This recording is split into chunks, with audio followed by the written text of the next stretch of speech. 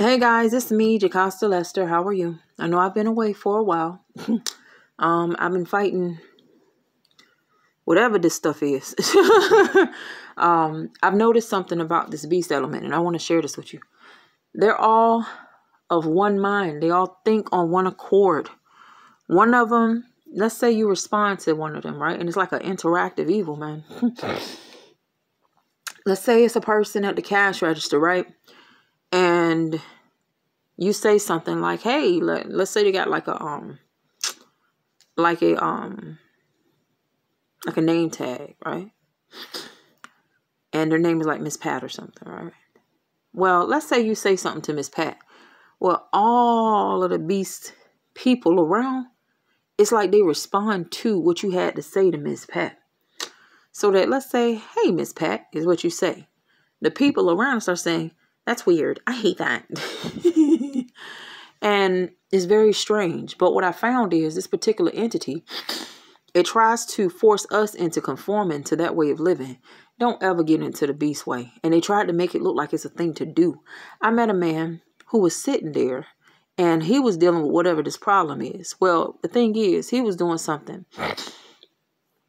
Whatever he was doing, he was talking to me. And then he got quiet. And then another lady basically said what I believe he wanted to say. Okay? From her mouth. It made it look like it was something to do, but it's not. It's a bad practice, man. So you don't want people all over trying to answer for you. They're clamorous, they babble on, and they do not have your best interest at heart. So it's as though, like, let's call the beast like this fuzzy, dirty, evil thing that tries to attach to you as the sum total of people who've rejected Jesus, okay? Some of them think that they're serving the Lord by being this conglomerate of evil.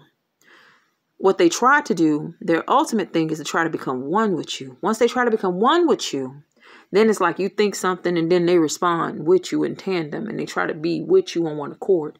It is not okay. It is not a thing that you want. Some of them, they try to feign as though they don't want it. In some cases, they oppose it. They rebel against it. But really, they're a part of the cohesion, which is beast mode. So I say all of that to say this, okay? I have found that they all function on one mind and they seem to answer for one another. They appear to answer for one another. So that the whole push of the beast is to come into your person and to strip you of those things which are your own, make you a dependent and make you somebody that relies on them for the things that God gave you. No. It is a grotesque thing. This is something I've contended against. It is something that is horrific. I hate it. I abhor it so greatly. I don't know what to do about it, but I'm telling you, Jesus knows what to do. And I know Jesus. I know that he knows what to do about it. They try to attach to you as a human and strip you again of all those things that they want in terms of those things that God gave you. And then they try to make you a dependent on them for the things that God gave you. In service to an idol that they say is primed to replace you, and a group of idolatry that worships that idol as the one that they feel is more is best suited for your things than you. It is a crazy thing, but that's what it is. They try to submit you to an idol that wants to use you to take stuff from you and replace you. It's crazy. And they work as a group. Okay. They're heinous. They kill. They rob. They cut off people's faces. They're a horrible group. So they're ruthless, in other words, and they believe that they're right. If they don't believe that they're right, they don't care. They're just willing. Okay. So I say all of that to say, repent, for the kingdom of heaven is at hand. Understand the things that we're up against in this day. So again, it's like it tries to get in you. It tries to strip you of those good things that God gave you. And, kicker, those things are similar in, not in quality, but in quantity to the idol and the set of idols that are in submission to their chosen idol against you. Okay. So let's say you can sing, you dance, you rap, you draw. Then the idol whatever the idol can't do, they try to strip you of it completely.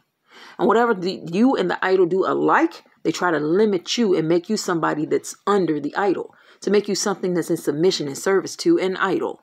And they try to have you relying on the stripper group, the people, the group, the people and the demons and things that tried to rob you of your inheritance for the things that God gave you. So understand it. Have a blessed and marvelous day. And when these things become a really aggressive problem, they try to get in your flesh. Some of them try to render you completely retarded. It's awful. So just know it. Repent, for the kingdom of heaven is at hand. Have a blessed and marvelous day. No, they are not God. No, they are not God's own. And no, they are not powerful. They are gross. So take care. And yes, they try to rob you, submit you, and have you worshiping the idol for doing this evil to you. It is horrific.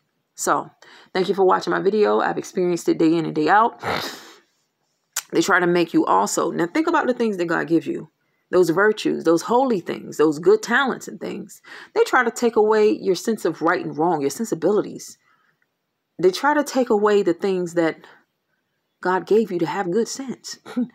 And what they also try to do after they've stripped you is to throw you away to a demon. When the person, I understand now what, like when you think about possession, it's just that. It's like when a foreign spiritual entity tries to take ownership of your body as their own. It has to be cast out when it gets that deep.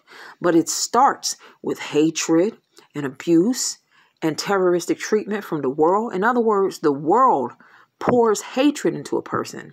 And after they're hated so intensely something tries to come in to try to feign God to that person, to try to then strip them furthermore of the good things that they have, to throw them under the evildoers of the world, who then rip them apart and throw them to the devil. At which point they are given demons that come in and dwell. So that's the way I've seen that demonic possession works. So y'all have a blessed and marvelous day. And thank you for watching my video.